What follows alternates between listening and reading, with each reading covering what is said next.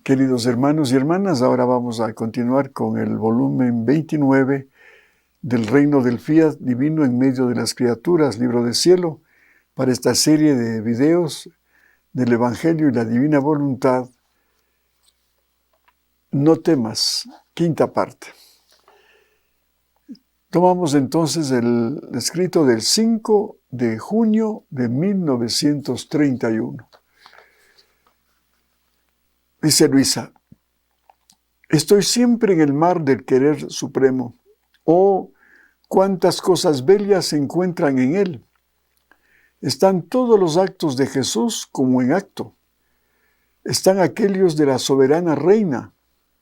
Están los de nuestro Padre Celestial, que ha hecho y que hará. Es un mar no dividido, sino único, interminable. Es todo. En este mar no hay peligros, ni temores de caídas, porque la feliz criatura que entra en él deja sus vestiduras y toma las vestiduras divinas. Entonces, mientras estaba en este mar, mi dulce Jesús me ha hecho presente cuando en su pasión los apóstoles se dispersaron, huyeron de él dejándolo solo y abandonado en medio de los enemigos. Y mi sumo bien Jesús me ha dicho: hija mía, el dolor más grande que tuve en mi pasión, el clavo que más me traspasó el corazón, fue el abandono y la dispersión de mis apóstoles. No tenía un ojo amigo en el cual pudiera encontrar mi mirada. El abandono, las ofensas, la indiferencia de los amigos supera, oh cuánto, a todos los dolores e incluso a la muerte que pueden dar los enemigos. Oiga, qué maravilla que dice el Señor.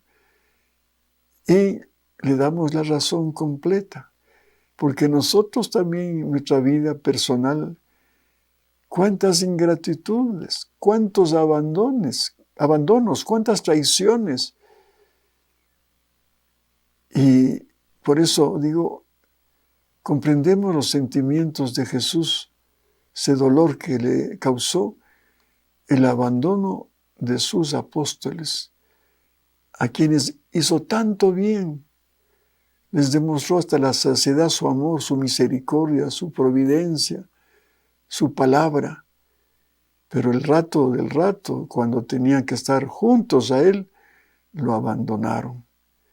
Y como Él dice, eso fue el mayor dolor, que el mismo dolor causado por sus enemigos.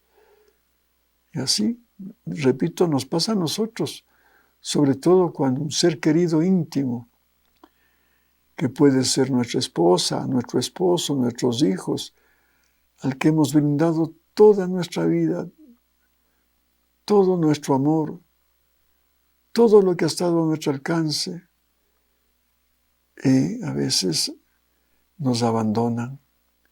Cuántos matrimonios fallidos, cuánto dolor de mujeres y hombres que han sido abandonados por sus esposos o esposas.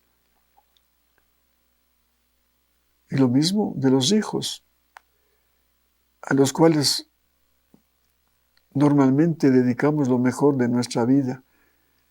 Y ya cuando crecen, son profesionales, forman sus hogares, y ya nos ven chochando, pues se portan ingratos, nos abandonan, y muchas veces a los viejitos pues los dejan en los asilos de ancianos, sin preocuparse de ellos, como ellos se preocuparon cuando esos hijos eran niños. Continúa Jesús: yo sabía que los apóstoles me debían dar este clavo y vilmente huirían de mí, pero no puse atención a esto. Yo sabía, claro, como Dios sabía que él iba, por ejemplo, a traicionar Judas, la negación de Pedro. Claro, todo sabía. Pero como dice aquí, no puso atención a lo que le esperaba. ¿Por qué? Porque, hija mía, quien quiere hacer una obra no debe preocuparse por sus penas, más bien debe hacerse de amigos en los buenos tiempos, cuando todo le sonríe alrededor. Paso a paso siembra triunfos y prodigios, y no solo esto, sino que comunica la fuerza milagrosa a quien se hace su amigo y discípulo. Entonces, todos se vanaglorian de ser amigos de quien está rodeado de gloria y honor. Todos esperan. ¿Y cuántos amigos y discípulos se quieren? Se tienen porque la gloria, los triunfos, los buenos tiempos son imanes potentes que atraen a las criaturas a seguir al triunfador. También es una realidad lo que nos habla el Señor. Cuando estamos bien, cuando todo en nosotros es dicha, felicidad, tenemos buenos recursos económicos, tenemos motivos para agasajar en una fiesta, en una comida, o sea, todo nos va bien y claro, ahí se suman los amigos.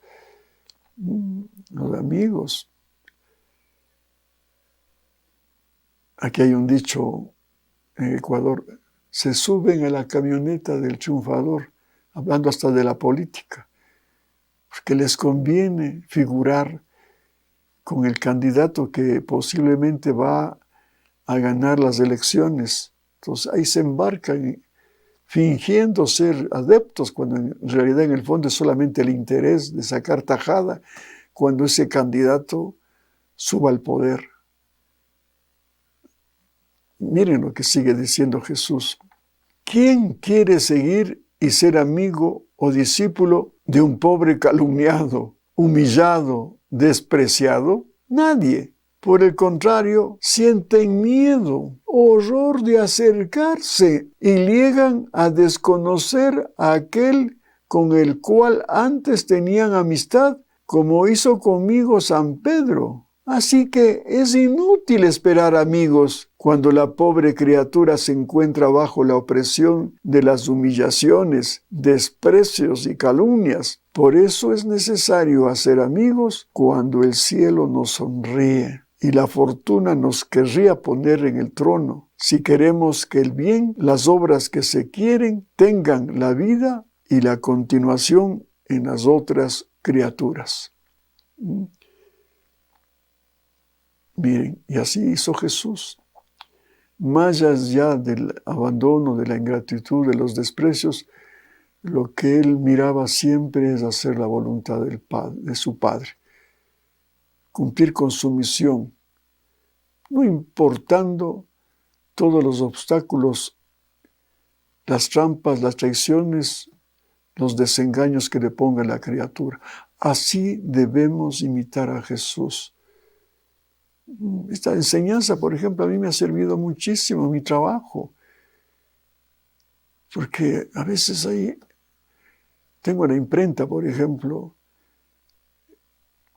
donde editamos los libros, imprimimos los libros, y a veces la gente no corresponde a la mística, a la misión que les he inculcado, que hagamos por amor a Dios, que ese trabajo sea hecho en divina voluntad para que se glorifique el Señor y salgan obras realmente hechas por Jesús en las criaturas. Pero a veces se predica en vano. Yo les reuní antes de la pandemia a este grupito de impresores de la imprenta y de la gente de encuadernación y todo lo demás. Gracias a Dios, algunos sí sintieron la palabra de Dios y su llamado y cambiaron su forma de ser. Pero hay otros que realmente me dan dolores de cabeza porque no cumplen con la misión. Buscan pretextos para no asistir al trabajo, mienten cuando piden permiso. Y uno es humano y le da rabia Pero con esta enseñanza he dicho, no, tengo que seguir adelante, adelante. Como decía San Vicente cuando le felicitaban, dice, qué grande es su obra, San Vicente de Paúl, qué grande es su obra, la que ha hecho por los pobres. Y dice, hubiese sido mejor, dice San Vicente, pero tuve que arar con los bueyes que me tocó. Miren, claro, porque no todos los colaboradores tienen los mismos sentimientos, pero como digo, no importa. Últimamente le dije al jefe de imprenta, no importa las mentiras, los atrasos, la falta de seriedad, pero sigamos insistiendo, Edison le decía, porque tenemos que seguir predicándoles y abriendo su corazón para que un día esa gente ya tome la consigna de hacer los trabajos por amor a Dios y por amor al prójimo, porque esos libros llegan a muchas almas en el mundo. Con ellos estamos extendiendo el reino de Dios. Entonces, no importa, le decía eso, sigamos adelante como Cristo, cargando esa cruz, pero al final vendrá la recompensa, como aquí ya nos va a seguir explicando. Dice Jesús, yo haciéndome de amigos cuando sembraba milagros y triunfos que llegaban a creer que yo debía ser su rey en la tierra y que por haber sido mis discípulos debían ocupar los primeros puestos junto a mí, a pesar de que me abandonaron en mi pasión. Cuando mi resurrección proclamó mi pleno triunfo, los apóstoles volvieron a creer, se reunieron entre ellos y como triunfadores siguieron mi doctrina, mi vida y formaron la iglesia naciente. Si yo hubiera puesto atención a que debían huir de mí y no los hubiera hecho mis discípulos en el tiempo de mis triunfos, no habría tenido quien hablara de mí después de mi muerte, quien me hiciese conocer. Claro, ahí está el complemento de la enseñanza. Jesús fue sembrando su palabra, sus actos de amor, de misericordia, sus enseñanzas, más allá de las traiciones y desengaños que tuvo todo un Dios frente a los pobres pescadores, apóstoles. Pero cuando ya vieron la resurrección de Jesús, constataron y confirmaron lo que les había anunciado, que iba a resucitar, pues ahí su fe aumentó y creyeron en todo lo que les evangelizó, en todo lo que hizo en vida, antes de su muerte y de su resurrección. Entonces sí, ellos también, con esas enseñanzas, con ese amor que les tuvo, con la sabiduría que les dejó, fueron capaces, después de la resurrección de Jesús, de dar la vida por Jesús y por su palabra y su evangelización. Miren, eso también se aplica a nuestra vida. Y somos testigos que siempre valoramos a los difuntos, a los muertos. Como decían aquí en Ecuador, no hay muerto malo. Ahí valoramos. Unos hijos, por ejemplo, cuando pierden a su padre y a su madre, ahí valoran lo que en vida significó para ellos sus padres, pero que no le dieron la correspondencia en vida a esos padres. Pero ya muertos, digo, ahí reconocen los méritos, las virtudes y todo lo que han hecho por sus hijos. Y también van a heredar el ejemplo bueno si fue un hombre responsable, cristiano. Y qué mejor si un papá les enseña a sus hijos la divina voluntad, que tal vez puede ser que algunas personas de la familia no les agrade, no les agrade. Sí, porque así pasa, ¿no? A mí que me encanta hablar de la divina voluntad, tengo un nieto muy, muy lindo, entregado a Dios. Pero claro, como todavía está recién en los primeros pasos, digamos, para llegar ya al conocimiento pleno, aunque tiene una buena formación, pero tiene una formación cristiana muy, muy linda, donde aprende. Pero en esta comunidad todavía falta la puntillada final, que es la divina voluntad. Pero yo siempre estoy hablando de la divina voluntad.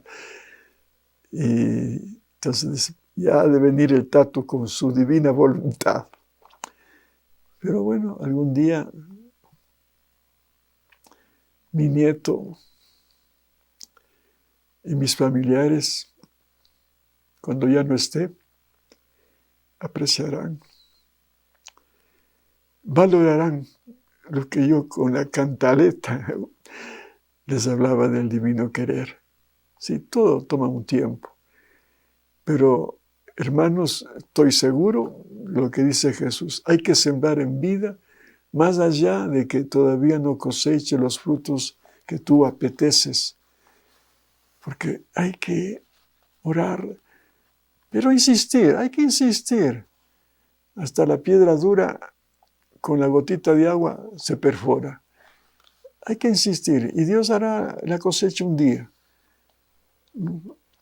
Por eso, dice Jesús, es necesario el buen tiempo, la gloria. Es también necesario recibir clavos traspasantes y tener paciencia para sufrirlos, para tener material en mis obras más grandes, para que tuvieran vida en medio de las criaturas. Ahora, ¿no ha sido todo esto una semejanza de mi vida? En tu estado doloroso de humillaciones, de calumnias y desprecios que has pasado. Se refiere a Luisa, ¿no? Y a nosotros también nos está hablando, igual. Tenemos esa misma situación de humillaciones, de calumnias y de desprecios. Yo sentí en ti repetirme el clavo del abandono y dispersión de mis apóstoles, al ver a quien tanto habíamos tenido para asistirte, alejarse de ti y con la voluntad de abandonarte, y viéndote abandonada, te veía sola en mis brazos, con el clavo del abandono de quien debía sostenerte. Y en mi dolor decía, mundo malvado, qué bien sabes repetir las escenas de mi pasión en mis hijos. Y yo ofrecía tu amargura por el triunfo de mi voluntad y por ayuda de aquellos que deberían hacerla conocer. Claro, porque Luisa en vida también fue una gran apóstol de la divina voluntad. A sus confesores, a los sacerdotes, a las religiosas, religiosos y pueblo en general que le visitaban en su cuartito ahí en Corato. Siempre su palabra y su enseñanza era la divina voluntad. Pero también como que causaba fastidio a algunos confesores que se cansaban inclusive de tener ese acto de despertarle a Luisa cuando tenía que, después de un éxtasis largo, que es un encuentro con Jesús, que a veces salía fuera de este mundo a recorrer países, y se quedaba algún tiempo y les causaba fastidio bendecirle y que vuelva al estado normal. La misma Eucaristía que ella pidió que se la diera en su cuarto todos los días, también algunos sacerdotes como que se cansaban. Pero, como dice, en vez de sostenerte, apoyarte, pues yo te recibía en mis brazos para consolarte esa humillación, ese desprecio, ese hastío, ese cansancio de tus amigos, seguidores y hasta sacerdotes.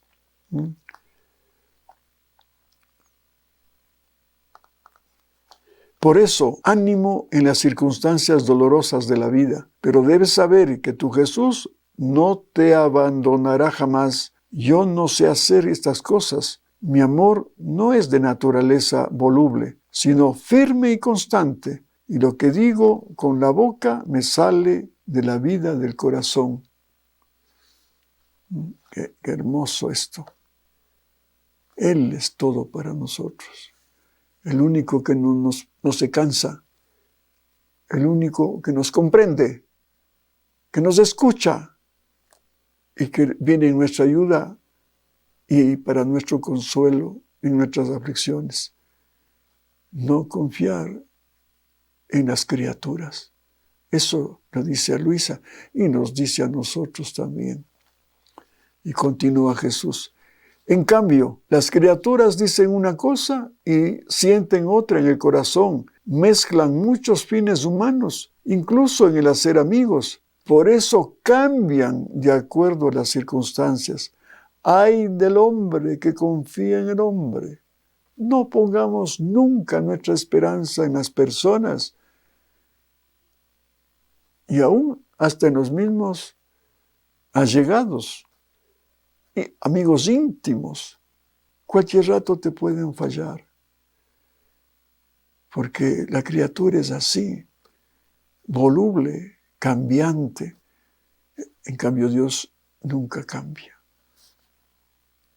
Por eso, la dispersión de quienes parecía que querían poner la vida en los buenos tiempos y que vilmente huyen en el tiempo de las humillaciones y desprecios, son todos efectos de la voluntad humana. Ella es la verdadera cárcel de la criatura y sucede hasta en el arte de saber formar tantas pequeñas estancias, pero todas sin ventanas, porque ella no pretende formar aperturas para recibir el bien de la luz. Por eso las pasiones, las debilidades, el miedo, los temores excesivos, la inconstancia, son tantas estancias oscuras de su cárcel y que ahora queda obstaculizada por una y ahora por otra. Y el miedo le hace temer y la hace alejarse de quien está poniendo la vida por amor a ello.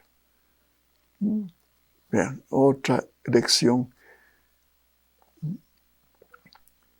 Sí, porque el Señor lo que quiere es moradas o casas, habitaciones. Y nosotros podemos ser la habitación y la morada de ese Jesús. Pero si esta morada le cerramos, como dice aquí, ponemos en una casa sin ventanas, ¿qué luz puede entrar a esa casa? Todo lo contrario, se vuelve una habitación, una estancia tétrica, que se va a volver tenebrosa, maloliente, porque no entra la luz que purifica inclusive, y con la luz pone las cosas, nos hace ver las cosas, el desorden para nosotros poner en orden. Pero si está a oscuras, vas a seguir tropezándote ahí. Y si por ahí te inculcaron que en las sombras viene el cuco o a un ruido, ya te asustas. Porque el temor hace presa en la oscuridad de la voluntad humana. Pero cuando te llenas de la divina voluntad, que es luz, todo, potencia, sabiduría, amor, fortaleza, ¿qué miedo puedes tener? Más bien esa luz te va a dar una visión para ver las cosas de tu vida, para que lo pongas en orden y para que más bien en orden, perfecto sería cuando te vayas despojando de tus apegos, de esas cosas que sí son instrumentos para vivir, pero no apegarse a ellos, para que solamente tengas como vida y te llenes de esa estancia del todo, que es luz, que es amor, que es misericordia infinita. Entonces tu vida va a cambiar, porque ya te has despojado de todo lo que te hace sufrir, que son las criaturas y las cosas temporales a las que estás apegado. Y el miedo, ¿no? Como dice aquí. Por el contrario, el alma donde reina mi voluntad vive en mi palacio real, donde hay tanta luz que las penas, las humillaciones, las calumnias no son otra cosa que escalones de triunfos y de gloria y cumplimiento de obras grandes y divinas. Por eso, en vez de huir del pobre mártir que ha sido arrojado en el polvo de la perversidad humana, se estrecha más a él, esperando con paciencia la hora del nuevo triunfo. Oh, si en los apóstoles hubiese reinado plenamente mi voluntad, con certeza no habrían huido en una hora en la que yo sentía la necesidad de su presencia, de su fidelidad en tantas penas mías. En medio de los enemigos que querían devorarme, yo quería a mis fieles cercanos, porque no hay consuelo mayor que tener un amigo cerca en tiempos de amarguras.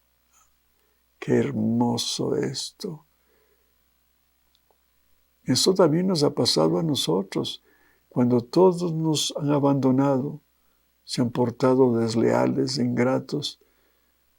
También yo lo he vivido en mi trabajo. Gente que se les ayudó, que se les cogió hasta de huérfanos o huérfanas. Les llevé a la fundación, se les educó, se les dio trabajo, se les dio enseñanza. Y después me pagaron con la ingratitud, se fueron a otras empresas,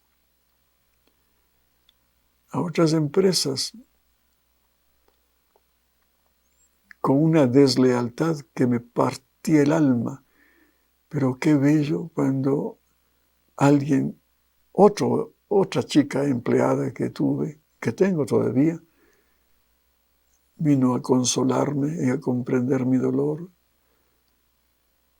Eso, ustedes deben haber sentido en carne propia la ingratitud, la deslealtad o la infidelidad de sus seres queridos, pero alguien vino a consolarles, humanamente hablando, que es una dádiva de amor, pero mejor esperar en el consuelo de un Jesús todo amor, toda misericordia, y de una madre, que ella sí sabe lo que es la ingratitud, porque ella en carne propia vivió y sintió los padecimientos de su Hijo Jesús, abofetado, perseguido, escupido,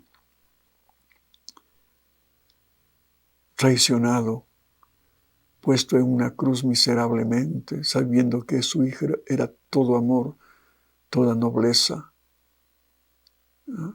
Pero ella fue la que le consoló a su Hijo en perfecta forma. Entonces, esos deben ser nuestros recursos, los recursos divinos, cuando tengamos esa traición, ese desengaño, esa ingratitud.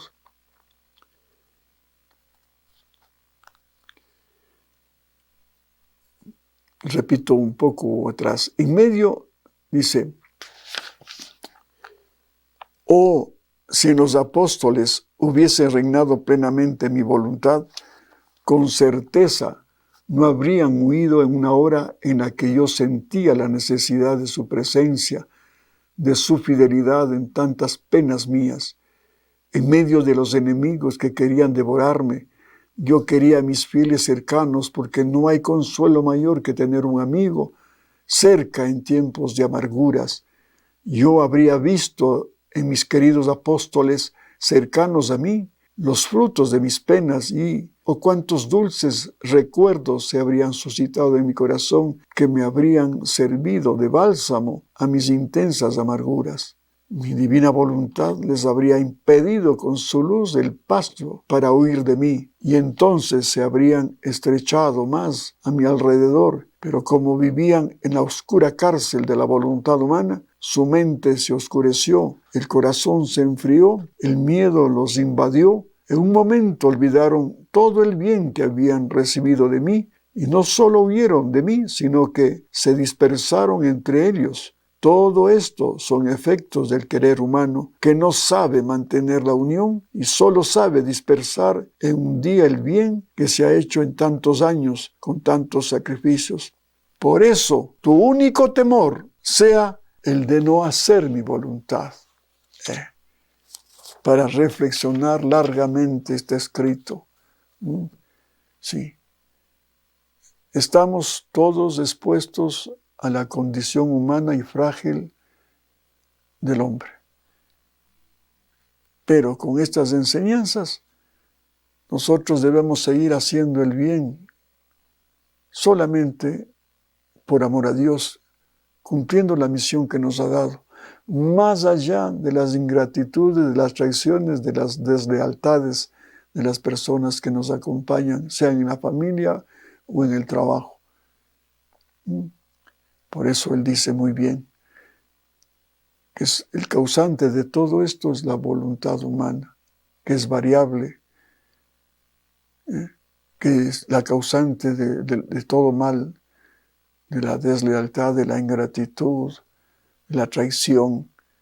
Pero cuando te llenes de voluntad divina, vas a tener la firme seguridad que Dios no te abandonará, no te engañará, no te traicionará, porque Él es el verdadero amigo, leal, que está en las buenas y en las malas. Por eso, qué importante es vivir la divina voluntad y temer a solamente vivir de la voluntad humana propia y ajena. Desconfía.